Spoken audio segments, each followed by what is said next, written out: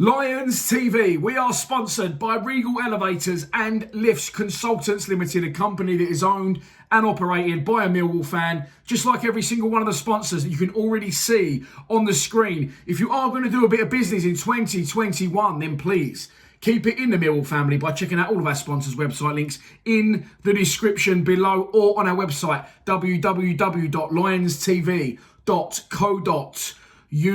Okay, this is your Sunday club, your Sunday show, your roundup show. Call it what you like. We're going to cover yesterday's 3-0 loss against Bristol City at the Den. And of course, we're going to look ahead to Tuesday's very difficult home game against Watford. But as always, let's start out by winding it back to yesterday and the starting 11 that Gary Rowett picked to start the match. Okay, I'll go through the team first off and then we'll get into the game and my thoughts on the game. It was Frank Fielding in goal. Flat back four, Marlon Romeo, Alex Pearce, Jake Cooper and Shane Ferguson.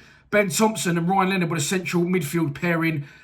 It was Tom Bradshaw on the right, Troy Parrott in a 10, Mason Bennett on the left, and then Ken Zohore was the lone striker. I'm going to come straight out and say it. I've put stars next to some people's names. Fielding, don't know what he was doing yesterday.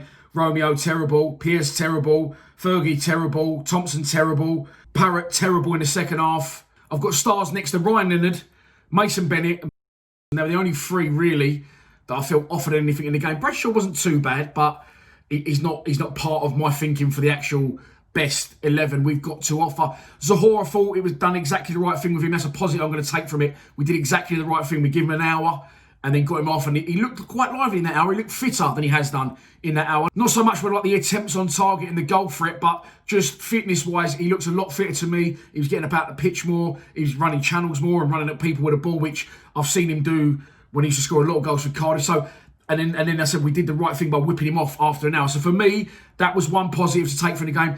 Mason Bennett, I thought, tried very hard yesterday, put some good deliveries in, looked slightly fitter as well. Again, that's why he's got a star next to his name. Faded a little bit in the second half, and he does need to get fitter, but he's tracking back more definitely. And I thought the front three, I'll get onto this in a second, I'll cover Ryan Leonard. The front three looks good. We looked good, I thought, in the first half. Ryan Leonard's got a star next to his name because I thought he was outstanding again yesterday, winning balls high up the pitch. And I wouldn't have played Leonard yesterday. I would have rested him, and he's in danger at the minute of being running for our player of the season. And that is miles away from what Ryan Leonard was to me under Neil Harris and at the start of the Gary Rowett era. So praise again to Rowett yesterday for getting it right with Zohore getting his hour in. Bennett, good minutes for him. He looked fitter. And what he's done for Ryan Leonard as a player is unbelievable, really. He's just a completely different type of player. Confidence will play a big part in that as well. Ryan Leonard is full of confidence and the team is absolutely struggling. He's strong, he's aggressive, he's everything a Millwall player should be. Tough in the tackle, winning balls hard at the pitch, not afraid to shoot.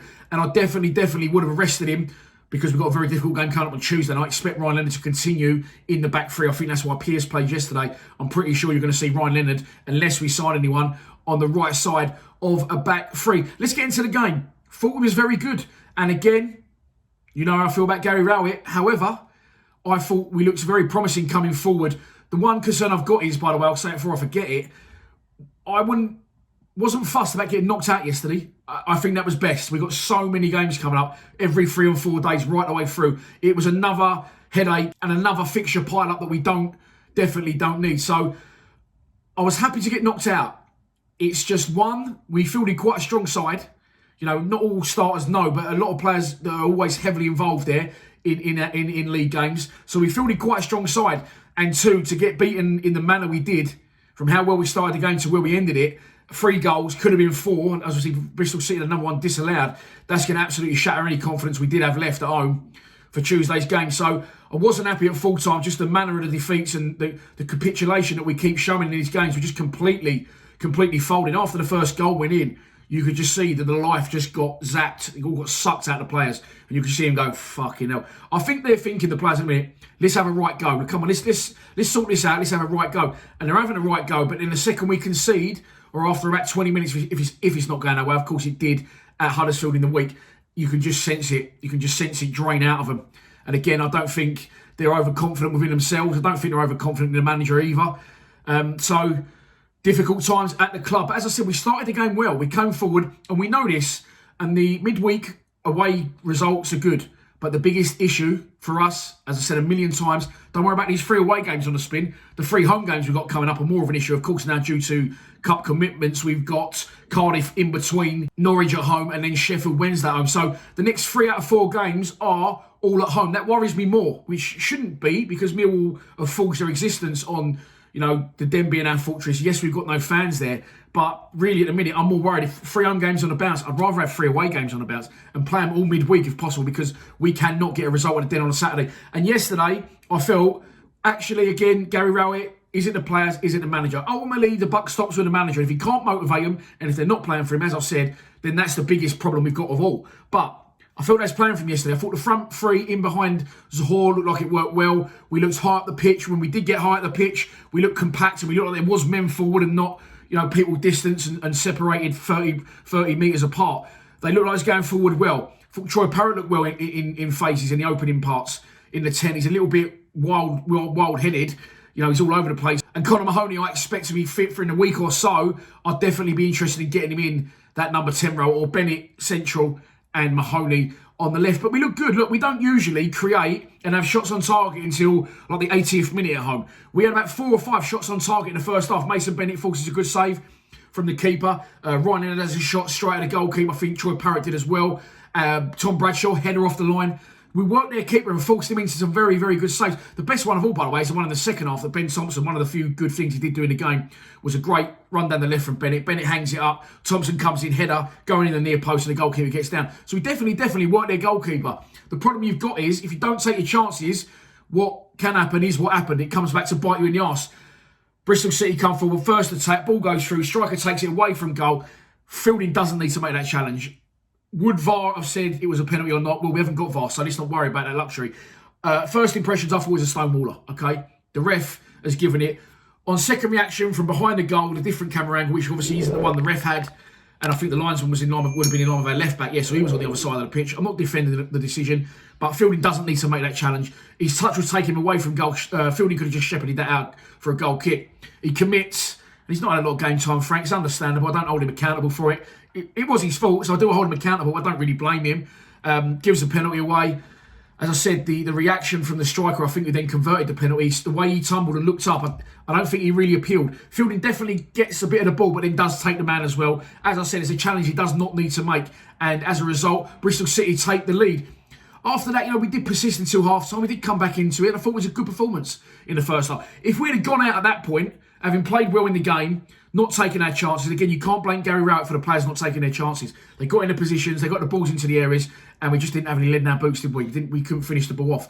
I can't blame Rowett for that yesterday. I can't, and I won't. So that doesn't mean I want him in, by the way, for those absolute Neanderthals amongst you that haven't got a brain. I'm not saying I want Gary Rowett in now. My feelings are still the same, but I have to praise Gary Rowett for what I say. I don't want to be completely toxic and just hate on him. If he does the right things, he says the right things, actually not fussed about saying the right things now, we need to see results on the pitch, then I'll praise him. It doesn't mean I want him in again. I'm not like some people that go, yes, I want him back in, I want him out, I want him in, I want him out on one game.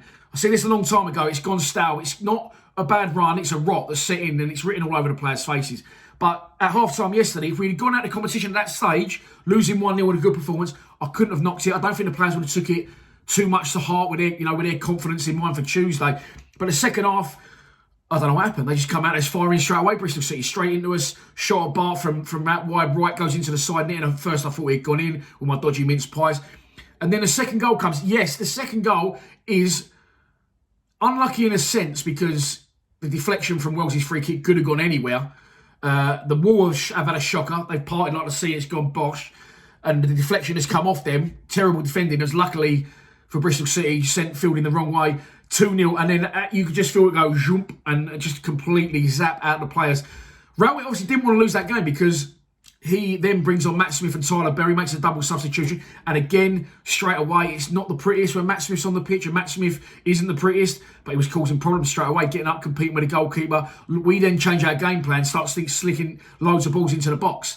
Why do we not try and do that anyway when he's not on the pitch? Because the crosses he was putting in was from good wide areas. They wasn't long, high, 40, 50 yard hang it up and see what happens. They was whipped in from wide. So Zahor can get on the end of them. Any players running in can get on the end of them, as Ben Thompson showed in the game as well. But yeah, why do we wait to play that way until Smith's on?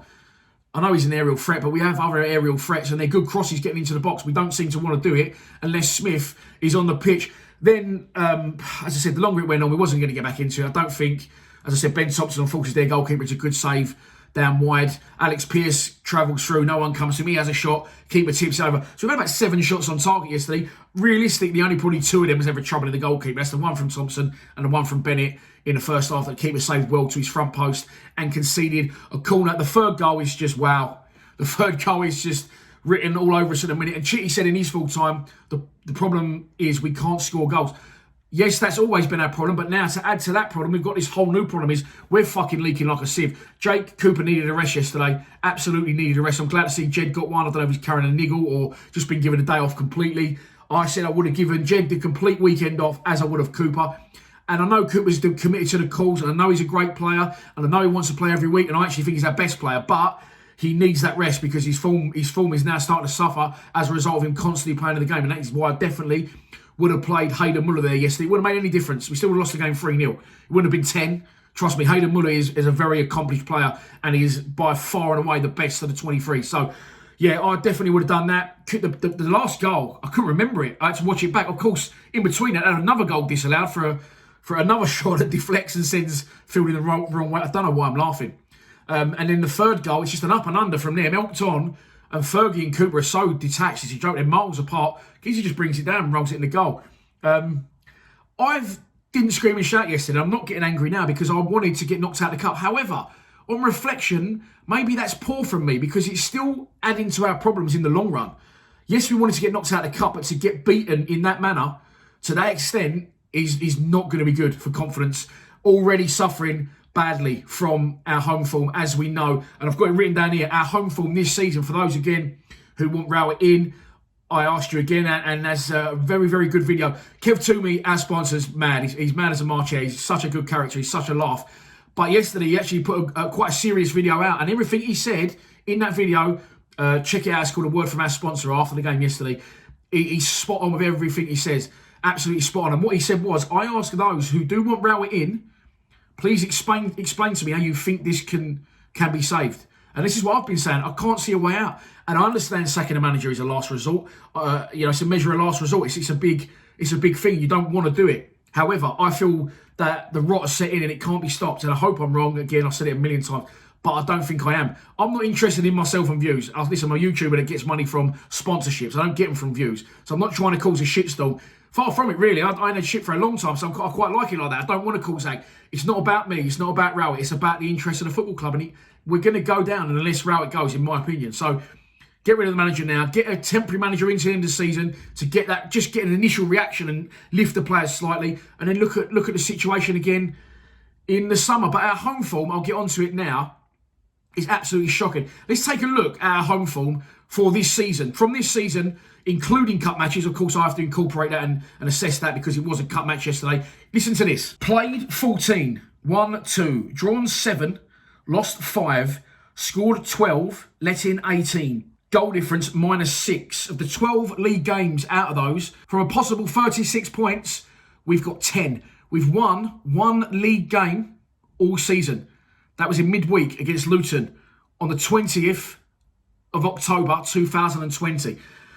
Played 14, won 2. That's including, by the way, a cup win over Cheltenham, 3-1. So, yeah, honestly, it's nothing against Rowett. Look at the stats. It's not good reading. But yeah, listen, yesterday, I'm glad we're at the cup, yes. Is it going to hold us in good stead getting beat, that heavily? Definitely not. So as I said, this home form for me is and has always been the issue under Rowett. It has been for a very, very long time. I think it's something like 4 wins in 24 now since that Reading win back in January, which is, I think, the last time we won at home on a Saturday, over a year since we won at home on a Saturday at the Den. Yes, no fans, of course it's affecting it. It's an intimidating place to come, but we've got to forget that and we've got to deal with it. We've got to deal with the situation we're in. Unfortunately, we have to do it. Who are we going to get in? It's a question you all asked me a million times over. Okay, tell you what, let's get no one in. Let's get no one in. Let's not try and fix our car that's broken and start driving it again. Let's just walk everywhere for the rest of our lives because it ain't working. So we'll just leave it and just let it rot away and get it taken for scrap. about 4 years' time. It's got to stop. It has to change. It's never going to change. And as I said, the home form is the problem, and 3 of our next 4 games are at home. Starting, of course, at home on Tuesday to Watford. They're managed by Isco Munoz. The 40-year-old Spaniard's been on fire since he come in as their manager in December. They have won 4 of their last 5 games and currently sit 3rd in the table. Last time out, they won on the road in a 2-1 win against Stoke at the Britannia Stadium. So this is your pre-match prediction, and here we go. I'm sorry, I think we're going to lose the game by 2-0. I don't know why I built it up that much for the suspense. I think you knew that I thought we was going to lose. I think I might have mentioned it yesterday. Watford are a good side, okay? I think the players will raise their level slightly because he has to be on the edge of losing his job now. He has to be on the verge of it. And I think that's starting to tell amongst the manager and amongst the players just by their body language and how quickly, if it gets zapped out of us, the levels drop. And he just cuts such a lonely figure on that touchline. He really, really does.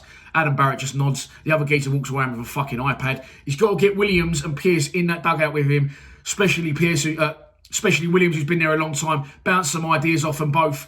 It will definitely be beneficial to Rowett, in my opinion. As I said, we're going to lose again 2-0, in my opinion. I don't think it's going to be a slaughtering because I think the players will raise their levels. I think we'll be a lot more compact. We will definitely defend for long periods.